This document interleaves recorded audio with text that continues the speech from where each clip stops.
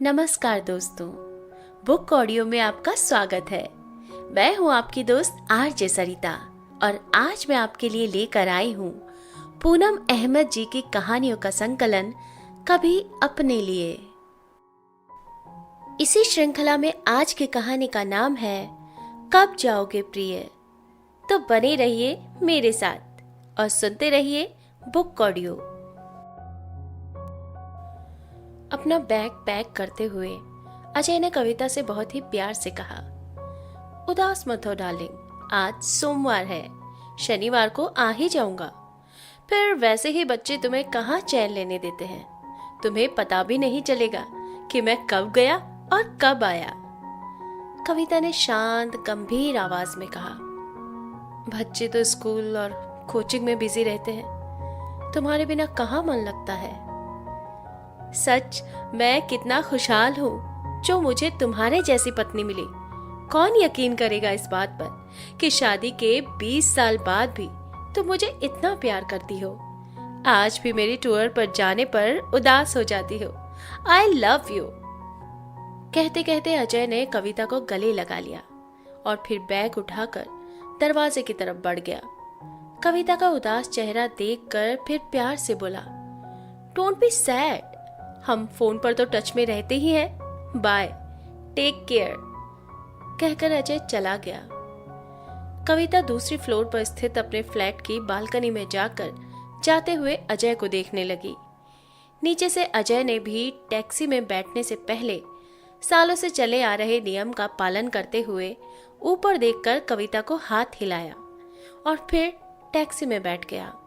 कविता ने अंदर आकर घड़ी देखी। सुबह के 10 बज रहे थे। वो ड्रेसिंग टेबल के शीशे में खुद को देखकर मुस्कुरा उठी। फिर उसने रुचि को फोन मिलाया। रुचि, क्या कर रही हो? रुचि हंसी। गए क्या पति? हाँ, तो क्या प्रोग्राम है? फटाफट अपना काम निपटा, अंजलि से भी बात करती हूँ। मूवी देखने चलेंगे, फिर लंच करेंगे। तेरी मेड काम करके गई क्या? हाँ, मैंने उसे आज 8 बजे ही बुला लिया था। वाह, क्या प्लानिंग होती है तेरी। और क्या, अरे भाई करनी पड़ती है। रुचि ने ठहाका लगाते हुए कहा, ठीक है, आधे घंटे में मिलते हैं। कविता ने बाकी सहेलियों अंजलि, नीलम और मनीषा से भी बात कर ली। इन सबकी आपस में खूब जमती थी। पांचों हम उम्र थीं। सबके बच्चे भी हम उम्र ही थे। सबके बच्चे इतने बड़े तो थे ही कि अब उन्हें हर समय माँ की मौजूदगी की जरूरत नहीं थी। कविता और रुचि के पति टूर पर जाते रहते थे। पहले तो दोनों बहुत उदास और बोर होती थी, पर अब पतियों के टूर पर जाने का जो समय पहले उन्हें खलता था, अब दोनों को उन्हीं दिनों का इंतजार रहता था। कविता ने अपने दोनों बच्चों सौरभ और सौम्या को घर की एक एक चाबी सुबह ही स्कूल जाते समय दे दी थी। आज का प्रोग्राम तो उसने कल ही बना लिया था। नियत समय पर पांचों सहेलियां मिली। रुचि की कार से सब निकल गई। फिर मूवी देखी।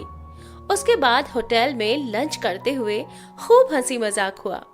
मनीषा ने आहें भरते हुए कहा, काश अनिल की टूरिंग जॉब होती तो सुबह शाम पति सेवा से कुछ तो फुर्सत मिलती मुझे और मैं भी तुम दोनों की तरह मौज करती। रुचि ने छेड़ा, कर तो रही है तू मौज अब भी, अनिल ऑफिस में ही है ना इस समय। हाँ यार, पर शाम को तो आ ही जाएंगे। कविता ने कहा, हाँ भाई, ये तो है, अब तो शनिवार तक आराम ही आराम। मनीषा ने चिढ़ने की एक्टिंग करते हुए कहा, बस कर, हमें जलाने की जरूरत नहीं है। नीलम ने भी अपने दिल की बात कही, यहाँ तो बिजनेस है, न घर आने का टाइम न जाने का, पता ही नहीं होता कब है, अचानक आ जाएंगे, फोन करके बताने की आदत नहीं है, न घर की चाबी ले जाते हैं और कहते हैं तुम तो हो ही घर पर। इतना गुस्सा आता है ना कभी कभी कि क्या बताऊं। रुचि ने पूछा, तो आज कैसे निकली? सासू माँ को कहानी सुनाई। एक फ्रेंड हॉस्पिटल में एडमिट है, उसके पास रहना है। हर बार झूठ बोलना पड़ता है। मेरे घर में मेरा सहेलियों के साथ मूवी देखने और लंच पर जाना किसी को हजम नहीं होगा। कविता हंसी। जी तो बस हम रहे हैं ना। ये सुन तीनों ने पहले तो मुंह बनाया, फिर हंस दी। बिल हमेशा की तरह सबने शेयर किया और फिर अपने अपने घर चली गई। सौरभ और सौम्या स्कूल से आकर कोचिंग जा चुके थे। जब आए तो पूछा, मम्मी कहाँ गई थी? बस थोड़ा काम था घर का। फिर जानबूझकर पूछा, आज डिनर में क्या बनाऊं? बाहर के खाने के शौकीन सौरभ ने पूछा। पापा तो शनिवार को आएंगे ना? हाँ। तो आज पिज्जा मंगवा ले? सौरभ की आंखें चमक उठी। सौम्या बोली, नहीं, मुझे चाइनीज खाना है। कविता ने गंभीर होने की एक्टिंग की। नहीं बेटा, बाहर का खाना बार बार ऑर्डर करना अच्छी आदत नहीं है। मम्मी प्लीज, मम्मी प्लीज, दोनों बच्चे कहने लगे। पापा को घर का ही खाना पसंद है और आप हमेशा घर पर ही तो बनाती हैं। आज तो कुछ चेंज होने दो। कविता ने बच्चों पर एहसान जताते हुए कहा। ठीक है, आज मंगवा लो, पर रोज रोज जिद मत करना। सौम्या बोली, हाँ मम्मी, बस आज और कल। आज इसकी पसंद से, कल मेरी पसंद से। ठीक है, दे दो ऑर्डर। दोनों बच्चे चहकते हुए ऑर्डर देने उठ गए। कविता मन ही मन हंस रही थी कि उसका कौन सा मूड था खाना बनाने का। अजय को घर का ही खाना पसंद है। बच्चे कई बार कहते हैं, पापा का तो टूर पर चेंज हो जाता है, हमारा क्या? वो खुद बोर हो जाती है रोज खाना बना बना कर। आज बच्चे अपनी पसंद का खा लेंगे। उसने हैवी लंच किया था, वो कुछ हल्का ही खाएगी। फिर वो सैर पर चली गई। सोचती रही, अजय टूर पर जाते हैं तो सैर काफी समय तक हो जाती है, नहीं तो बहुत मुश्किल से 15 मिनट की सैर करके भागती हूँ। अजय के ऑफिस से आने तक काफी काम निपटा कर रखना पड़ता है। शाम की सैर से संतुष्ट होकर सहेलियों से गप्पे मारकर कविता आराम से लौटी। बच्चों का पिज्जा आ चुका था। उसने कहा, तुम लोग खाओ, मैं तो आज कॉफी और सैंडविच ले लूंगी।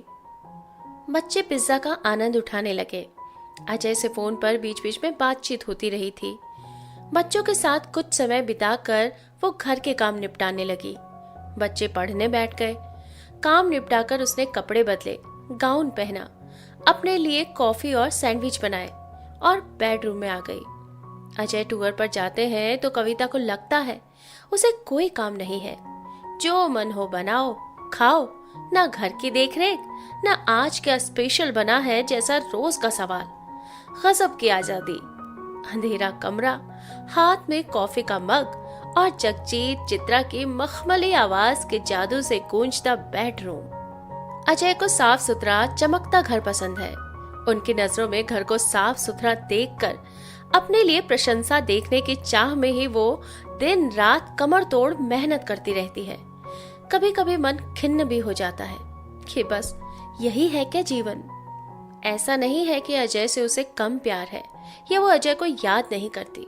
वो अजय को बहुत प्यार करती है। ये तो वो दिन रात घर के कामों में पिसते हुए अपने लिए कुछ पल निकाल लेती है, तो अपनी दोस्तों के साथ मस्ती भरा, चिंता से दूर, खिलखिलाहटों से भरा ये समय जीवनदायिनी दवा से कम नहीं लगता उसे। अजय के वापस आ जाने पर तन मन से और ज्यादा उसके करीब महसूस करती है वो खुद को। उसने बहुत सोच समझकर खुद को रिलैक्स करने की आदत डाली है। ये पल उसे अपनी कर्मस्थली में लौटकर फिर घर गृहस्थी में जुटने के लिए शक्ति देते हैं। अजय महीने में 7-8 दिन टूर पर रहते हैं। कई बार जब टूर रद्द हो जाता है तो ये कुछ पल सिर्फ अपने लिए जीने का मौका ढूंढते हुए उसका दिमाग जब पूछता है कब जाओगे प्रिय, तो उसका दिल इस शरारत भरे सवाल पर खुद ही मुस्कुरा उठता है।